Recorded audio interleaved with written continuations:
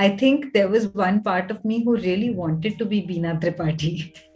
I said, I don't want to do more disservice to the Kashmir narrative than has already been done in mainstream media. I don't want to be looking at it from an outsider point of view.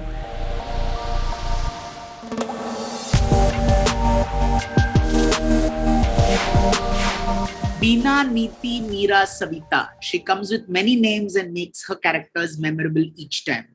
Rasika Dugal is an actor with many tricks in her repertoire that make her one of the finest actors on OTT right now. Today, I chat with the actor about her journey so far in Filmfare OTT Showcase, a prelude to the MyGlamm Filmfare OTT Awards 2021. Hi, Rasika. Hi, so nice Hi. to see you again. Same here. And Uh, every time we meet, I'm in the hills. yeah, Hilly Billy. Tell me, my first question to you is, you do roles which are so diametrically opposed to who you are as a person. Take your role in Mirzapur or Made in Heaven, or, I find maybe there's a little of your personality in Delhi Crime. You're a bit subdued and, reverential. Uh, so how do you play characters which are not you? I always believe that all your characters come from somewhere within you. It's just that in life you learn to practice one side of yourself more than you practice other sides of yourself. And with Mirzapur, I think that theory was proved to me myself, because I think there was one part of me who really wanted to be Beena Tripathi. There is a part of me which I always say I live vicariously through Beena, because really the way her body language is, the way she is, how tuned in she is into everybody's lives, how she knows exactly what is whose strength and what is whose weakness, is a quality that I've always aspired to. But I've never practiced in my life. I'm pretty clueless. I won't know if people next to me are seeing each other or dating each other. So that kind of thing. But I always feel that all your characters come from within you. They're either people you aspire to be, or there are people who you could have been but you didn't end up being because of your experiences were different. So that's what I believe. So I don't think that there is one thing that you are always. There are so many things happening within you. It's just that you learn to put up a front, or you learn to practice certain habits more. So when you're acting, you just need to tap into those other things which you haven't practiced so much. Has there been any life altering experience because of the roles that you've done, or something, that has really changed your entire, there's been a paradigm shift in, oh, this is what I believed in. And this is, maybe something you experienced, you encountered, something while you were doing your I roles. think the one experience that I can sort of mark, though all experiences have been life altering in some way, but the one experience that was very very evident was when I was shooting for this film called Hamid, which was set in Kashmir, and I played this woman whose husband is uh, quote unquote missing. And when I was cast for that part, I first turned it down because we were very close to shooting, and I told the director that this is very difficult for me to prep in such a short time, because you're talking about trying to understand the grief of a person who's lived in a land which has been in conflict for so many years. I said, I cannot even begin to understand the grief of a person who doesn't know where their loved ones are. That lack of closure and the sense of resilience you sort of develop over living in a conflict situation for so many years is something that me, with my city life and my sheltered upbringing, I was like, that's not even possible for me to do. And I didn't even I said, I don't want to do more disservice to the Kashmir narrative than has already been done in mainstream media. I don't want to be looking at it from an outsider point of view, and therefore doing disservice to it. So I said, मेरे पास time नहीं, आप please किसी कश्मीरी को cast करें, because maybe they would be in a better position to understand this than I was. So the director went back and he auditioned a couple of people, and then he came back to me a couple of weeks later saying that, I couldn't find the person I'm looking for, and I believe that you're good for this part. So trust yourself and just trust me and just be a part of the film. And I was very nervous, and I still thought it wasn't a great idea, but I also got greedy because the script was lovely, and I said, "Chalo, uh, uh, let me try this out." Um, I tried everything possible to prepare for the role. I spent a lot of time with women in this small village in Kashmir where we were shooting. So I used to just sit around with them and, clean saag in the afternoon like they used to do. I tried to read every book that I had read, some articles that I remembered. And but time बहुत कम था, 2 हफ्ते थे. So I tried to do whatever I could. And while I was shooting also, I kept watching things, reading things. And one day I was watching this documentary by this lovely documentary filmmaker called Ifat Fatima. And there's this conversation between two Kashmiri women whose sons are missing. And the matter of factness with which they were having this conversation was something that was so chilling that I think that became my entry point into understanding Ishrat's life.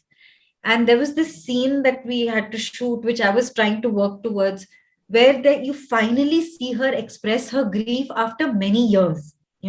So she's been holding it up, bottling it up, and then it finally comes out one day. And that scene, from a performance point of view, was very important to me, because the bottling up of and the holding back does not work if you don't see the outpour of it, and that has to be 100% coming from somewhere else. It can't be put on, it can't be manufactured for camera. It has to come from somewhere deep within you. And I knew that, but I didn't know how to do it. So I was just scrambling around for things which might help. And then while I was watching this documentary, I found this couplet that these people recite when they go on. They have this organization called APDP, which is the only organization working for it's called Association of Parents of Disappeared People in Kashmir. And they have this one rally. They have this nara that they that they sing, which when they go on their rallies. Not sing, but they recite. And and there was something very haunting about that. So I noted it down. I asked a Kashmiri person to translate it for me. And there was another Kashmiri, he's a singer. And I cannot tell you how much that moved me. And that became the reason why that scene worked. And I felt that maybe for even 4 seconds in that scene, I had been able to understand the grief that I experienced something. I can't claim to have understood the grief, but the experience of that shot still stays with me and still remains with me.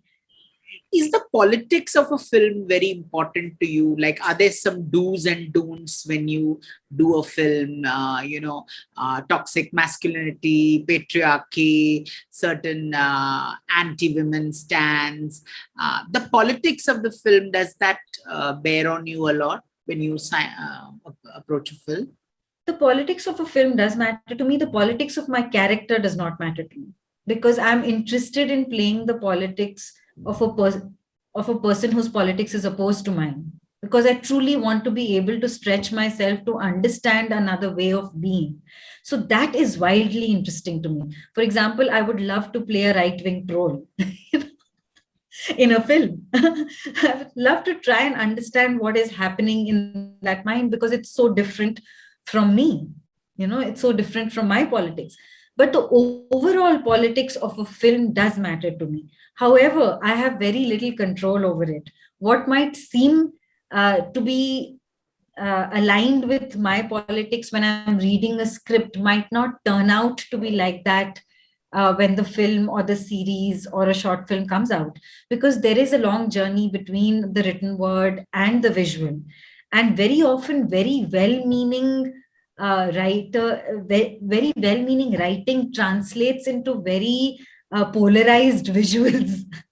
And all are either that's a lack of skill, or there's a hidden sort of bias which sort of manifests itself when you see a visual. So those are tricky things. But as an actor, the best thing that I can do is uh, understand that the politics of the script is aligned to mine, and the politics of the director is aligned to mine, the intention of the director is aligned to mine.